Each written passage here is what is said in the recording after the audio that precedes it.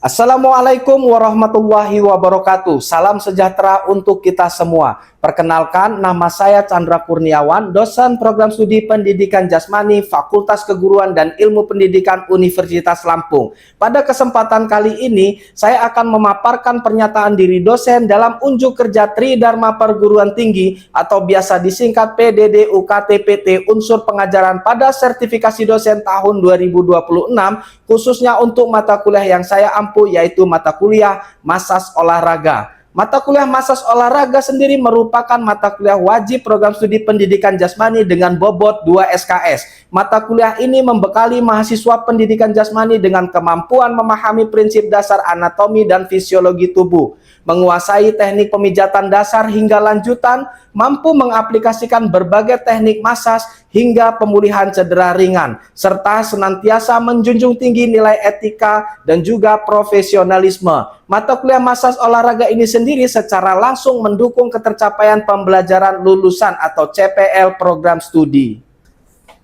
Dalam pelaksanaan proses pembelajaran, saya menerapkan pendekatan Delivery, Interaction, dan Assessment atau biasa disingkat DIA agar pembelajaran berlangsung secara efektif, terukur, dan berpusat pada mahasiswa. Pada aspek delivery, saya mengkombinasikan perkuliahan tatap muka berbasis teori dan laboratorium praktek, serta penggunaan media digital seperti Vkelas dan juga Siakadu Universitas. Dalam menyampaikan materi, saya juga mengintegrasikan hasil-hasil riset penelitian dan buku ajar dalam proses pembelajaran. Pada aspek interaction, saya menerapkan metode demonstrasi dan peer praktek atau praktek berpasangan. Mahasiswa saling mempraktekkan teknik pemijatan di bawah pengawasan ketat dosen untuk memastikan ketepatan penggunaan prosedur, durasi, tekanan, serta kenyamanan dalam pelaksanaan pembelajaran. Pada aspek asesmen, saya menerapkan evaluasi transparan berbasis indikator ketercapaian sub CPMK sesuai dengan dokumen rencana pembelajaran semester atau RPS. Sebagai gambaran nyata bagaimana proses pembelajaran pada mata kuliah Massas Olahraga ini berlangsung di dalam kelas, berikut saya tampilkan cuplikan video simulasi pembelajaran pada materi teknik dasar Massas Olahraga sebagai berikut. Bismillahirrahmanirrahim. Assalamualaikum warahmatullahi wabarakatuh. Waalaikumsalam warahmatullahi wabarakatuh. Salam sejahtera untuk kita semua. Tabi pun. Ya pun. Sebelum memasuki pelaksanaan perkuliahan pada siang hari ini, ada baiknya untuk kita berdoa bersama-sama. Waktu dan tempat berdoa dipersilakan menurut keyakinan masing-masing.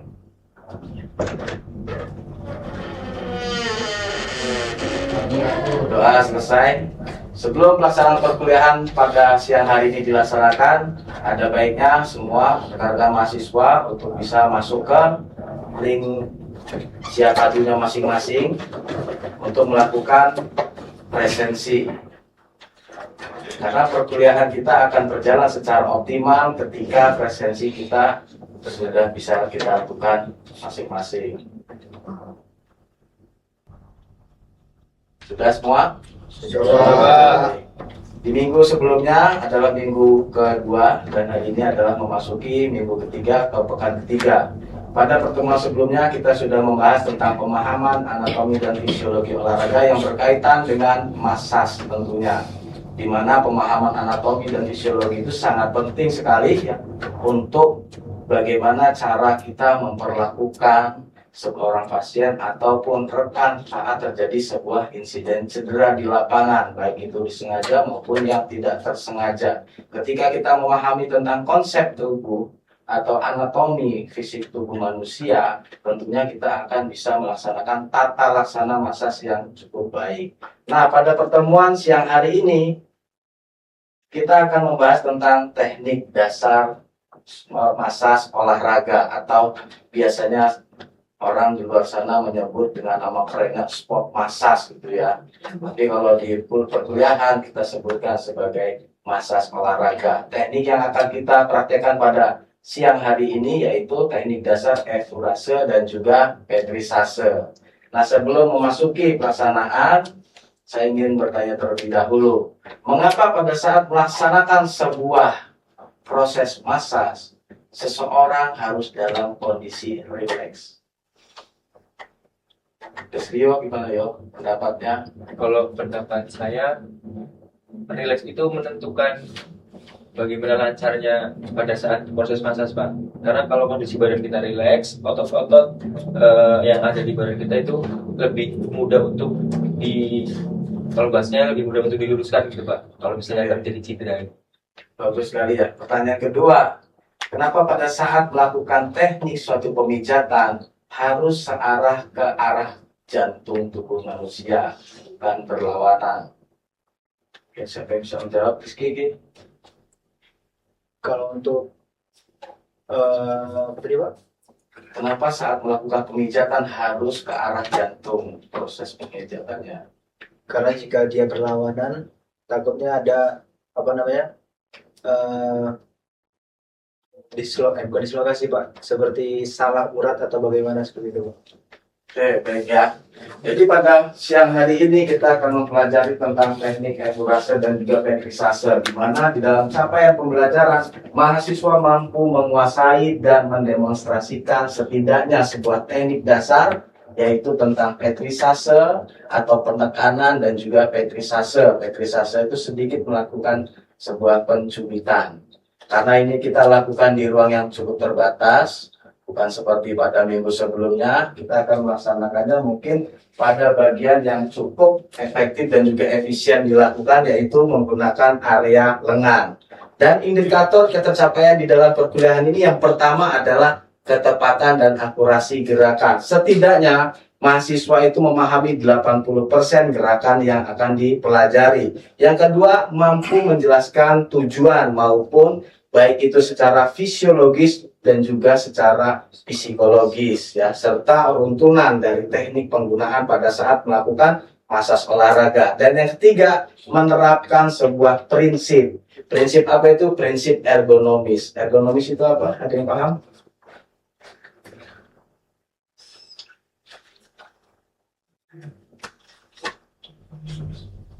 Memanfaatkan sebuah ruang yang memang bisa kita lakukan secara optimal. Seperti orang berkendara, bagaimana untuk mendapatkan sebuah kayuhan berkendara itu cukup maksimal pada saat mengayuh sebuah sepeda. Posisi kaki itu kan harus membentuk sebuah ergonomis gerakan. Atau biasanya kalau kita ada di jalan-jalan raya, kenapa kendaraan dibuat itu sedikit lancip? Agar ada tingkatan ergonomis pada saat untuk menabrak sebuah angin. Nah, di dalam massage juga sama. Kenapa harus ergonomis? Karena pemijatan harus dilakukan secara runtun dan juga lurus. Jadi bukan kita melakukan pada bagian-bagian yang tidak diperkenankan untuk dilakukan sebuah pemijatan. Nah, bagian apa saja yang tidak boleh dilakukan untuk pemijatan? Puja. Coba. Kenapa? Kita nggak boleh melakukan pemijatan itu ketika apa? Yang pertama, ketika cedera serius. Yang kedua, ketika terjadi robekan. Dan yang ketiga adalah pada saat cedera itu sedang berlangsung. Jadi nggak boleh kita langsung melakukan sebuah pemijatan. Yang terbaik adalah lakukan reposisi dan juga menempatkan sebuah metode RICE. Rest, ice, C-nya compression, elevation. Jadi itu yang dilakukan pertama kali sebelum pemijatan. Nah, ini indikator pencapaiannya. Nah, teknik gerakan massage yang pertama yaitu adalah akurase, mengusap. Hari ini pada bawah itu semua ya. Jadi gerakan akurase sepenuhnya adalah menggosok. Tujuan menggosok apa? Untuk membuat sebuah kulit atau tubuh menjadi lebih nyaman dan juga lebih elastis. Serta yang pertama adalah arah gerakannya selalu menuju ke jantung. Yang kedua, secara fungsi fisiologis, teknik akurase ini untuk meningkatkan sirkulasi darah dan juga aliran dan menghangatkan jaringan otot serta merelaksasi otot-otot yang terjadi ketegangan. Yang ketiga, aplikasi di lengan itu dimulai baik dilakukan pada bagian pergelangan lengan. Tangan ini ya, ini lengan. Kalau di tangan itu ada apa aja nih? Ini bagian biasanya disebut carpal tunnel. Yang kedua yaitu adalah teknik dasar petrisase atau pijat meremas. Ini bisa dilakukan pada bagian lengan. Nanti setelah ini kita akan praktekkan gerakan meremas, menekan, dan juga memeras jaringan otot menggunakan sebuah ibu jari maupun keseluruhan jari. Ya. Jadi ini ditempatkan untuk memijat, biasanya dilakukan pada otot-otot yang bagiannya itu besar. Seperti kalau di lengan apa aja yang otot besarnya? Bisa. Bicep. Terus apa lagi? Tricep. Kenapa bisa dilakukan di bicep dan juga tricep? Biasanya kedua otot tersebut otot yang mengalami cepat darah. Ya. Pada prinsipnya gerakannya yaitu mengangkat dan juga memeras sebuah jaringan otot atau seperti gerakan belly muscle. Yang kedua, secara fungsi fisiologis mengurangi asam laktat di tubuh kita. Asam laktat itu tahu kan? Lupa, udah semester tua pasti lupa. Yang kedua, menurunkan tonus otot yang tegang atau biasanya disebut sebagai musculus thickness. Yang selanjutnya, secara aplikasi berfokus pada kelompok seperti bicep brachii, tricep brachii, dan brachiosaurus radialis atau biasanya bagian dalam. Nah, di dalam perkuliahan kita siang hari ini ada prinsip ergonomis dan juga prosedur praktikum. Saya pengen contoh Rizky sebelah sini nih, bawa waktunya sekalian. Nah, kita praktek kecil di sini ya. Nanti saya minta untuk kita bersama-sama melakukan yaitu praktek berpasangan. Barunya ke sana nih. Ketika terjadi sebuah cedera, ini nggak boleh dilakukan terlebih dahulu pada bagian lengan.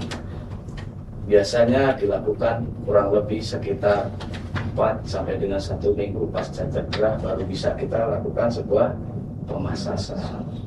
Betul Gi? Karena pada hari ini kita melaksanakan 2 teknik sekaligus, efforase, apa tadi efforase? Mengusap. Nah, prinsip dasar di dalam melakukan sebuah posisi massage. Jangan sampai memasas orang itu tangannya seperti ini. Kalau dipegang terus. Tapi upayakan tangan kita itu mau menabang lengan yang akan kita massage. Boleh kita letakkan di tangan kita sendiri, boleh juga secara langsung, tapi sebaiknya diletakkan di tangan sendiri, usapkan, lalu di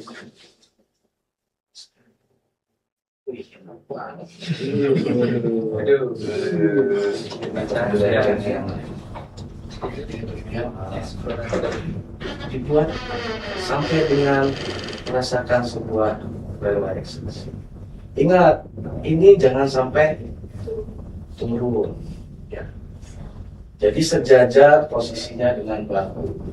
Agar apa? Pada saat kita melakukan tekanan dorongan atau posisi mengusap seperti ini, aliran darahnya menjadi lancar.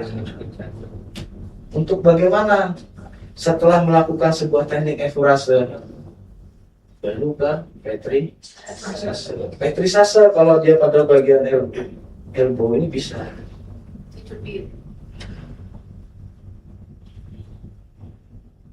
Udah sakit? Iya. Ini tuh kuliah paling enak. Enak orang kuliah setiap kuliah tidur. Lagi tuh deserius. Atau biasanya dilakukan pada bagian bicep. Tapi ingat, posisi tangan sejajar, jangan sampai dia seperti ini. Kenapa? Cuma aliran darah tidak akan mengalir dengan baik. Di posisi sejajar. Bagus lagi kalau dia dalam posisi ini untuk memijat pada bagian bicep. Kalau pada bagian belakang yang terjadi cedera, Nggak terasa itu kayaknya. rasa ini rasa Apanya itu? ini lelah ototnya ini. Karena dia begitu disentuh seperti ini. Iya. Ini adalah teknik Petrisase. Jadi sudah bukan lagi masuk ke dalam teknik Petrisase. Setelah Petrisase, kalau memang tidak digunakan teknik lainnya, hanya menggunakan dua teknik itu saja, maka harus dilakukan Petrisase kembali. Agar apa? Otot kembali tidak tegang. Seperti itu ya.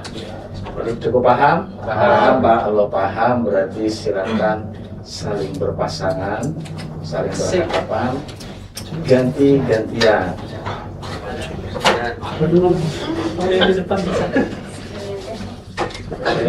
Yang melakukan posisinya berdiri di samping. Besok kalau kita prakteknya itu di dojo, kita bisa melakukannya pada bagian lain. Tapi sebaiknya itu kamu aja. Ini mainan singkat.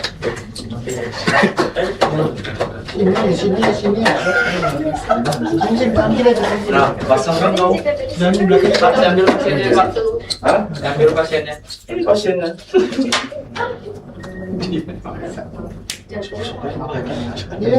Jangan terlalu orang rapat. Rapat kita geser aja. Bener lagi.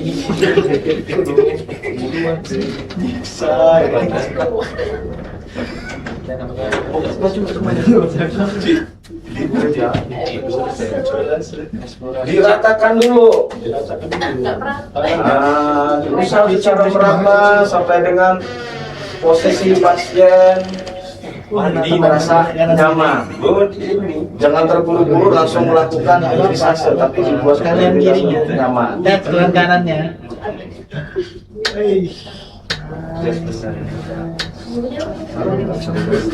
Praktek lagi. Jadi untuk tekanannya aman, ini cukup aman. Biasanya punya bakat ya. Menjiwai dia Pak. Menjiwai.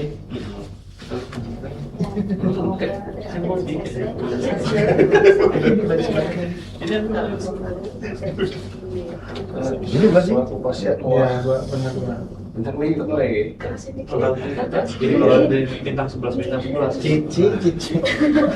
Oke, kalau sudah diusap, gantian gunakan teknik petrisasenya. Iya. Kamu nyoleknya banyak banget. Iya, sebaiknya gini. Kalau mau petrisasenya posisi di samping. Badan kamu di samping. Di samping Begini ya, kayak tadi. Ya, baru mainkan.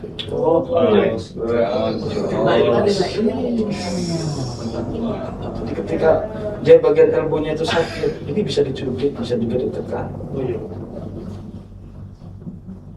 Nah, Kamu sering nge-gym ya, tuh.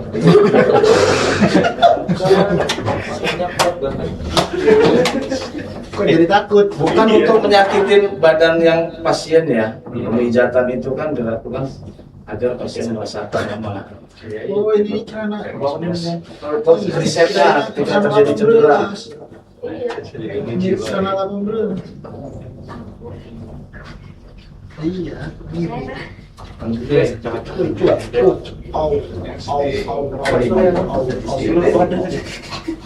Satu menit lagi, Ini Pak Merah. menit lagi pindah Tangan, ke Pak. itu rasa kembali. Kalau lama durasinya enak nih, Pak. Enggak, prinsip praktikumnya. Oleskan lesion terlebih dahulu, sudah melakukan eksplorasi, sudah lakukan petrisase pada bagian tubuh yang mengalami Cedera. kaku. Yang keempat, lakukan kembali eksplorasi ketika setelah melakukan pemijatan petrisase. Cuma sebelah ini Udah, katanya. satu menit lagi sebelah kanan. Katanya bukan. Sebelah kanan boleh. Iya nggak imbang. Iya gitu. Sampai ujungnya dulu ya. Iya ini cuma. Bintang 11 ini. Masih mahal bayarnya. Udah selesai. Karena Pak Bang langsung dari Maldinya tadi dari sini saya nambah Sakit cuy. 50.000.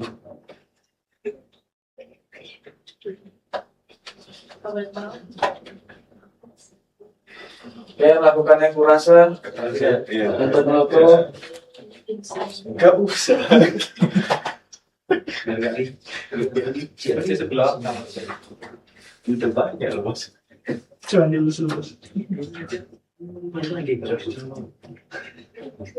Kayak gini loh. Itu kan ada ya. Belum. Iya. Minggu depan. Sakingnya.